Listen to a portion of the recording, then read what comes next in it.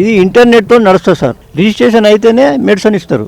ఇక్కడ ఇంటర్నెట్ లేదంటారు వాళ్ళు. ఒక డే అంతా ఉండదు. పాపం వాళ్ళు కామారెడ్డి నుంచి వస్తారు, 2 జిల్లాలకు ఒకటే యూనిట్. అసలు 120 కిలోమీటర్ దూరం నుంచి వస్తారు. వచ్చేవరకల్లా ఈ టైంలో ఇంటర్నెట్ లేదంటారు. ఇంటర్నెట్ ఎప్పుడు వస్తుంది ఎప్పుడు అంటే సార్, ఇంటర్నెట్ మన చేతులు ఉన్నది కదా.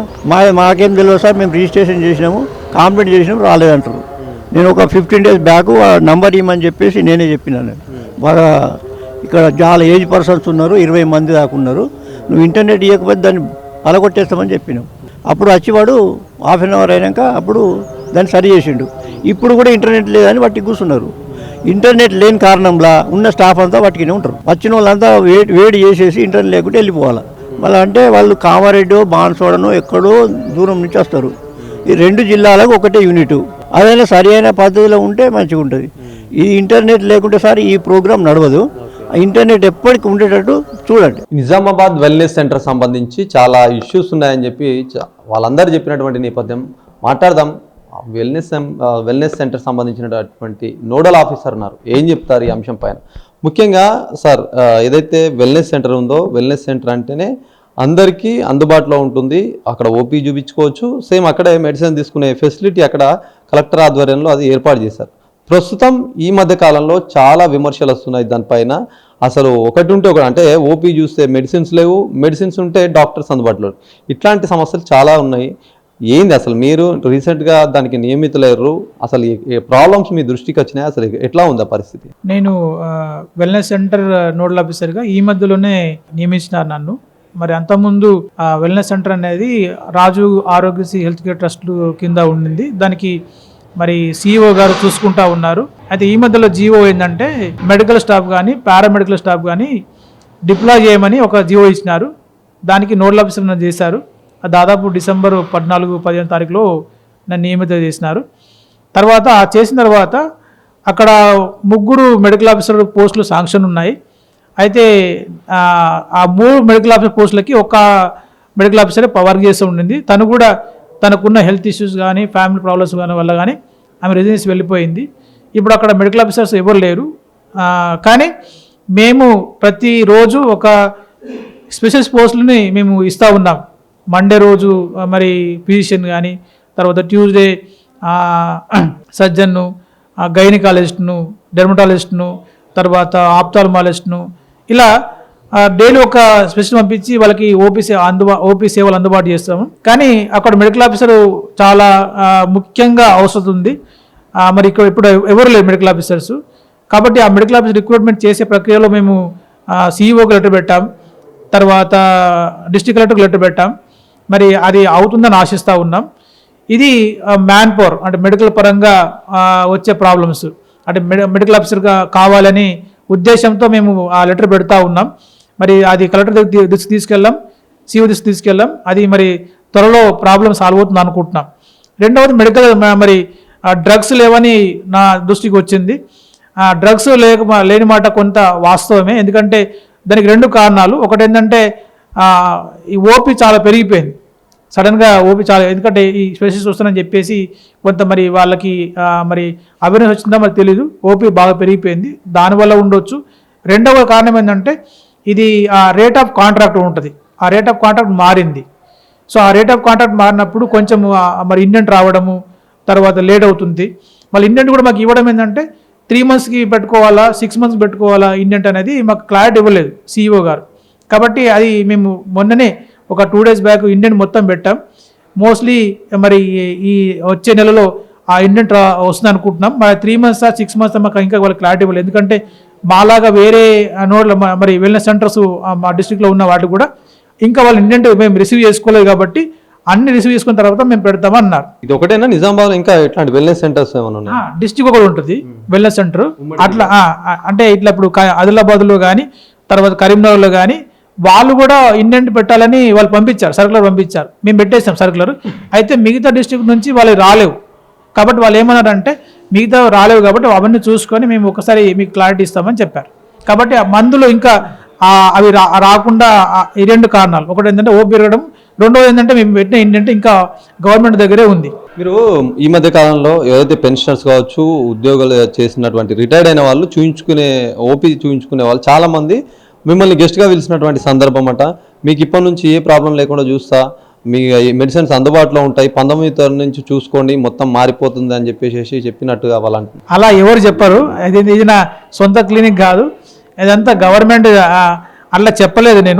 నేను చూసుకుంటా అని చెప్పలేదు. నేను చెప్పింది అంటే అందుబాటులో లేవని తెలిసింది, దానికి నేను ఇండియన్ పెడతాను చెప్పినాను. కాకపోతే స్పెషలిస్ట్ డాక్టర్లు అవైలబుల్ చేయించాను, అది మీకు ఆ సేవలు వినియోగించుకోమని చెప్పాను. తర్వాత ఇంకోటి ఏం చెప్పానంటే మరి అక్కడ ఉన్న ఫెసిలిటీస్ అంటే డాక్టర్స్కి రూమ్స్ కానీ, ఆ ఫార్మసీ దగ్గర ఉన్న రూమ్స్ కానీ, తర్వాత ఆ ఓపిక టికెట్ దగ్గర కానీ అవన్నీ సదుపాయాలు సరిగా లేవు. దానికోసం కూడా మేము కలెక్టర్కి పెట్టాం. ఆ టీఎస్ఎంఈటీస్ వాళ్ళు వచ్చి మొత్తం మెజర్మెంట్ చేసుకొని పోయినారు. ఆ ఫైల్ కూడా మేము సీఈఓతో ఎంక్వైరీ చేయించాము. ఆ సీఈఓ కూడా రెస్పాండ్ అయ్యి మళ్ళీ మాకు దాన్ని ఏవైతే రిపేర్స్ ఉన్నాయో అవన్నీ పంపించమని చెప్పారు. అది కూడా పెట్టాం. ఈ విషయాలు చెప్పాను, అంతేగాని నేను మొత్తం చూసుకుంటాను, ఇక ఏ ప్రాబ్లం రాకుండా చెప్పలేదు. ఇవి మెయిన్గా మ్యాన్ పవర్ గురించి చెప్పాను, తర్వాత స్పెషలిస్ట్ డాక్టర్ అందుబాటు గురించి చెప్పాను, బిల్డింగ్స్ గురించి చెప్పాను. మరి మెడిసిన్స్ తక్కువ ఉన్నాయి, వాటి మీద నేను దృష్టి సారిస్తాను చెప్పి, ఎందుకంటే అప్పటికి నేను వచ్చి ఒక 10 days కూడా అవ్వలేదు కాబట్టి ఎట్లా చెప్పగలను, ఇవన్నీ చెప్పలేను. కాబట్టి ఇప్పుడు ఆ మందుల విషయంలో క్లారిటీ ఏంటంటే ఇండెంట్ పెట్టాము. ఆ ఇండెంట్ నెక్స్ట్ మంత్ వచ్చే అవకాశం ఉంది. ఎందుకంటే మాకు కూడా ఓపీ పెరిగి దాదాపు 3,500 ఓపీ వస్తుంది. ఈ పెన్షనర్స్, జర్నలిస్టులు కానీ, ఎంప్లాయీస్ కానీ దాదాపు పర్ మంత్ మీరు కావాలంటే నవంబర్లో 3,415 అనుకుంటారు. డిసెంబర్లో కూడా దాదాపు 3,000 పైచీలకు ఓపీ నమోదు అవుతుంది పర్ మంత్. కాబట్టి ఇంత ఓపీకి సరిపడా మందులు మేము కూడా పెడతా ఉన్నాం, మేము కూడా ఇస్తూ ఉన్నాం, ఇండెంట్ ఇస్తూ ఉన్నాం. కాకపోతే మాకు ఒకటి క్లారిటీ ఏం లేదంటే ఇప్పుడు పెట్టిన ఇండెంట్ అది 3 months 6 months కానీ మాకు కూడా చెప్పలేదు. మేము కూడా వాళ్ళని కమ్యూనికేట్ చేసే ప్రయత్నం చేసినాం, కానీ వాళ్ళు కూడా మాకు క్లారిటీ ఇవ్వలేదు. ఎందుకంటే వాళ్ళకు కూడా మిగతా వెల్నెస్ సెంటర్ నుంచి వాళ్ళకి ఆ ఇండెంట్ రాలేదని వాళ్ళు అన్నారు. అంటే అంత వెల్నెస్ సెంటర్ చూడడానికి చాలా విశాలంగా ఉంది.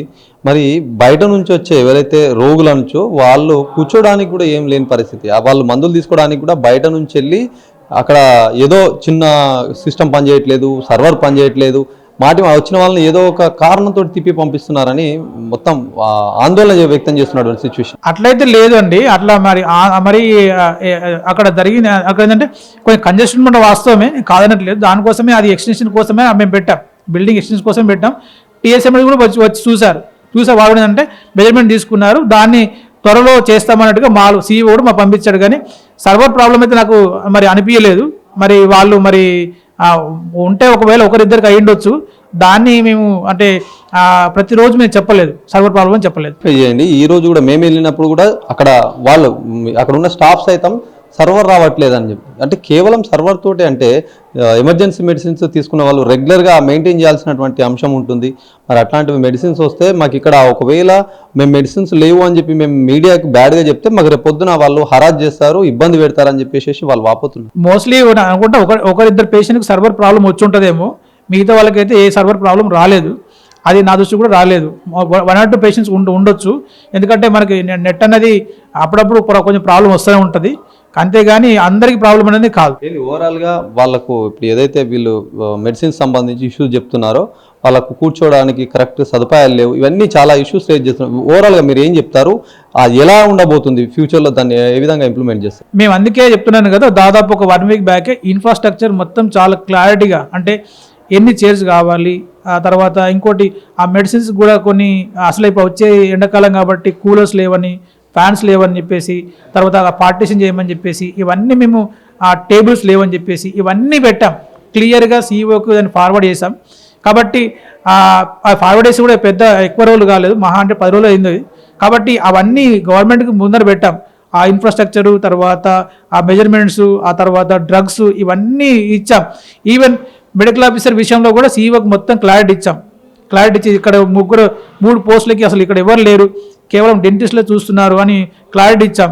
సో వాళ్ళ నుంచి మేము రిప్లై కోసం వెయిట్ చేస్తున్నాం. ఇది ఓవరాల్గా చూడొచ్చు, ఏదైతే వెల్నెస్ సెంటర్ పరిస్థితి చాలా దారుణంగా ఉందని చెప్పేసి చాలామంది రోగులు తమ ఆవేదన వ్యక్తం చేసినటువంటి నేపథ్యంలో దీనికి సంబంధించినటువంటి ఎవరైతే ఇన్ఛార్జ్ ఉంటారో వాళ్ళని ఒకసారి మాట్లాడే ప్రయత్నం చేసింది అభినవ్ భారత్. మరి అక్కడ చాలా సమస్యలు అయితే ఉన్నాయి, ముఖ్యంగా మెడిసిన్స్ సంబంధించి చాలా సమస్యలు ఉన్నాయి. రెగ్యులర్గా వేసుకున్నటువంటి బీపీ మాత్రలు సైతం లేవు, ఇట్లాంటి చాలా రకరకాలుగా చెప్పిన అంశం. మరి ఇప్పటికే దీనికి సంబంధించి పూర్తి ఏర్పాట్లు చేస్తున్నాము, పై ఆఫీసర్లకు ఇండెంట్ పెట్టామని చెప్పేసి అధికారి చెప్తున్నటువంటి పరిస్థితి. ఏదేమైనప్పటికీ ఖచ్చితంగా రోగులు వచ్చే వాళ్ళకి సరైన ఫెసిలిటీ ఉంచాలి. ముఖ్యంగా డాక్టర్ల విషయం గురించి మాట్లాడితే కనుక గతంలో ఉన్నటువంటి డాక్టర్లు మెడికల్ ఆఫీసర్ ఒక్కరు కూడా లేరు అని చెప్పేసి చెప్తున్నారు. బయట నుంచి ఏదైతే డైలీ ఒక్కొక్క ఓపీ ఉంటుంది, దానికి సంబంధించిన స్పెషలిస్ట్ని ఇక్కడ నుంచి పంపిస్తున్నామని చెప్పేసి చెప్తున్నటువంటి సిచ్యువేషన్. ఏదేమైనప్పటికీ మారాలి తీరు, దీనిపైన ఖచ్చితంగా నిఘా పెట్టాలని చెప్పేసి రోగులు కోరుతున్నటువంటి సిచ్యువేషన్. కెమెరా పర్సన్ సందీప్తో శ్రీనివాస్, అభినవ్ భారత్, నిజామాబాద్ నుంచి.